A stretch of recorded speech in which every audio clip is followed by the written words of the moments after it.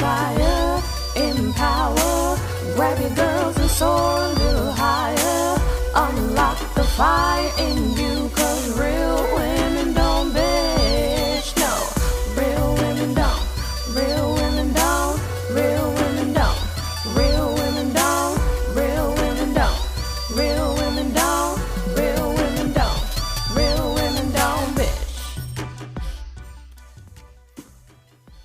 Hey, thank you for joining me on the Real Women Don't Bitch podcast. This is your proud host, August Crenshaw, aka Mrs. Raw, Real, and Relentless. I am the #1 advanced mental conditioning specialist for entrepreneurs because building mental muscle is necessary in order to implement successful business strategies.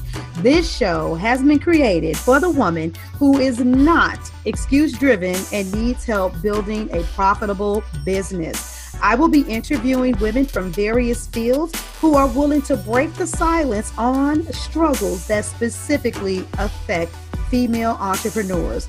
Welcome to a show where I and guest speakers from time to time share our methods that help us beast our business no matter what is going on in our lives.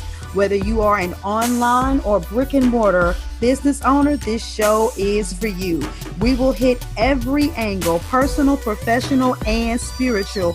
Why? Because on any given day, you get hit with shit from a scenario involving one, more, or perhaps all of the above. It all impacts you and your mindset towards your business. I have made it my personal mission to provide a space where we dive deep into the BS we face on a day-to-day basis.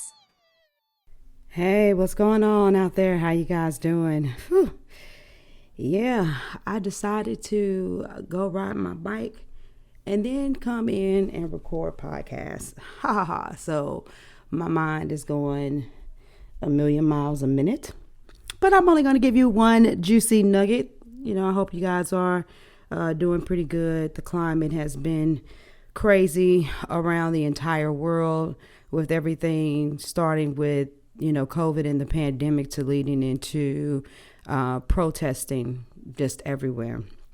And so I've been having a lot of conversations with a lot of people. And recently I even did it wasn't Facebook Live, but I put the video on Facebook. I did a live recording with a gentleman from Spain that I've collaborated with on a couple occasions that I met almost 2 years ago online. And it was just a very enlightening conversation for him, but even also for me, helping someone else process through their pain and also their embarrassment, of what it's been like to know that they are part of a seed that has started all of this racial divide, period, even when it's not just black and white. And so much has been going on. I've been talking about it a lot. Those of you that follow me in other spaces, especially Facebook, you know that I've been very open about where I stand and how I feel.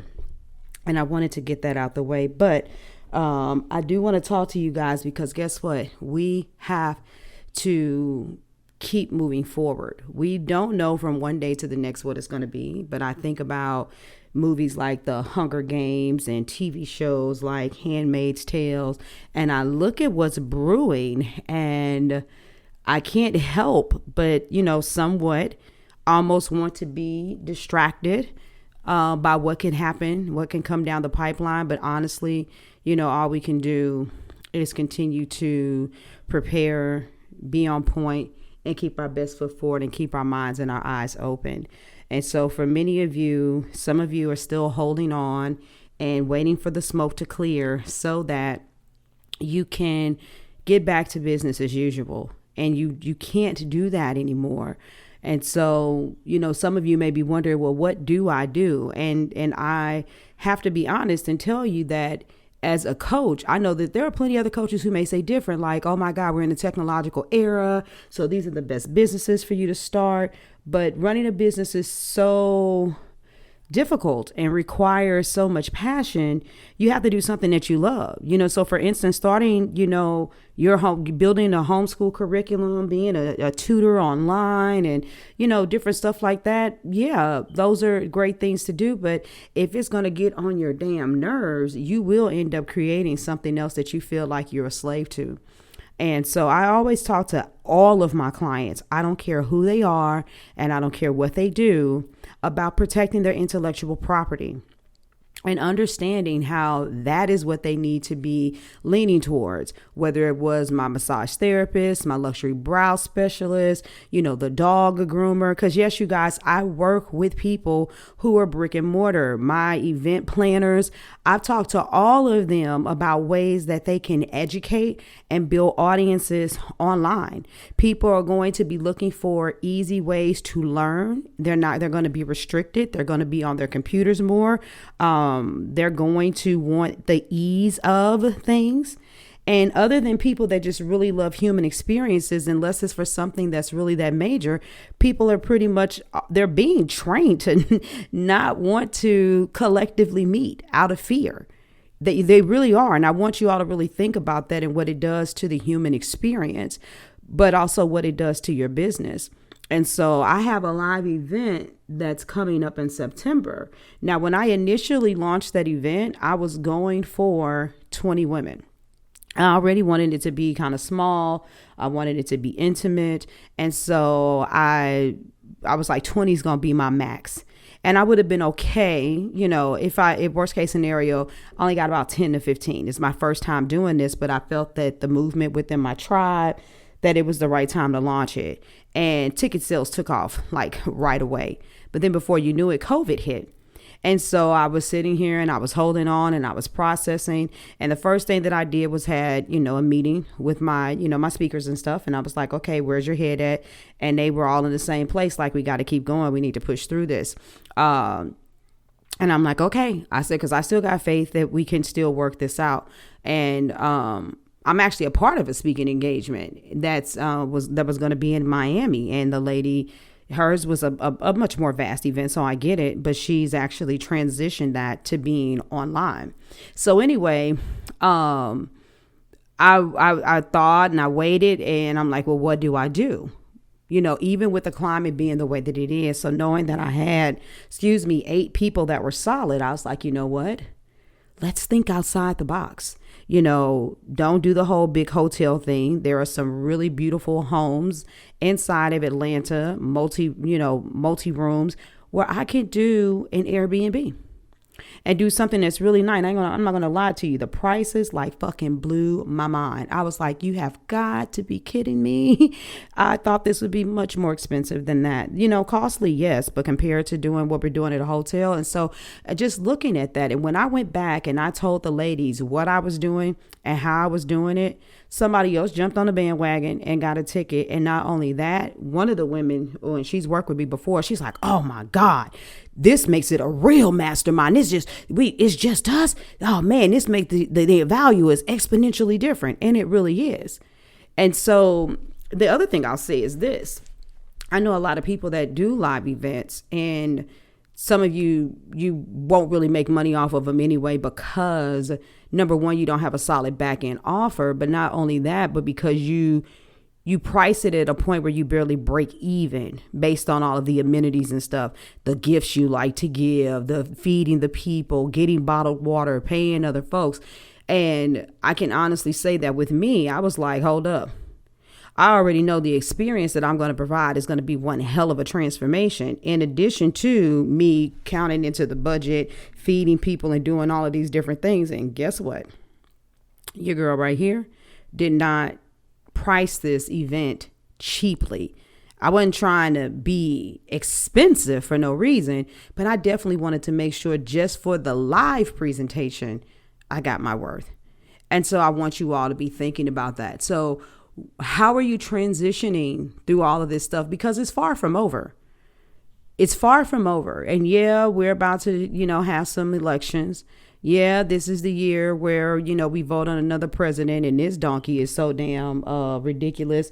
I could see him wanting to find a way to nigger rig instituting martial law and saying we're at war and then ending up blocking, the elections or something crazy. I'm just saying, don't think what I'm saying is far-fetched, because the shit we've been seeing, it's kind of like, what the hell? Something's wrong when Colin Powell is on the news talking about how unconstitutionally correct, that's my phrase I'm making up, but how unconstitutional this president is. So, we keep going. And we move forward, and we continue to be innovative and creative. And some of those other passions that you have that were lying dormant, pull them out and be working on the stuff now. A lot of us still have a lot of idle time. It's as if time is standing still because of all of this stuff with COVID. It's not really standing still, but it feels like it.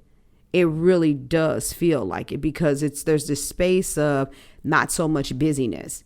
You going to Walmart, a grocery store, Target, is your pastime, because going out to just sit around and eat and talk for an hour and a half, or hang out at the mall and going to the movies and all of that stuff, it isn't as commonplace right now. And so really there isn't more time. It's just that it goes back to that phrase. There's 24 hours in a day. Everybody has the same 24 hours.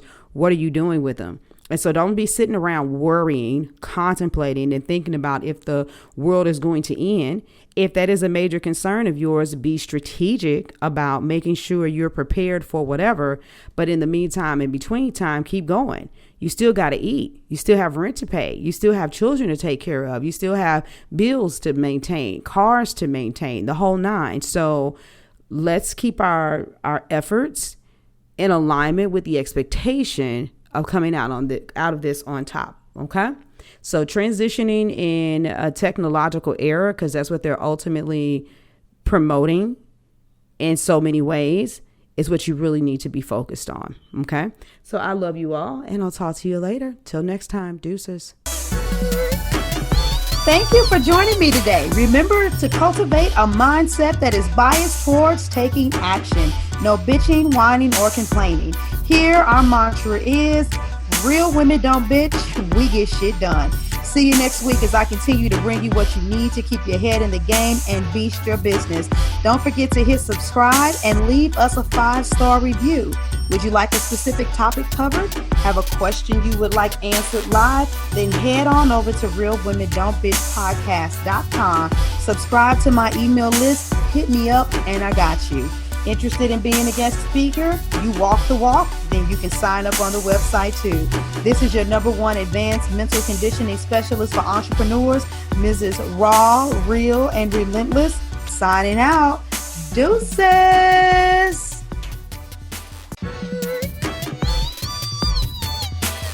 Inspire, empower, grab your girls and soar a little higher. Unlock the fire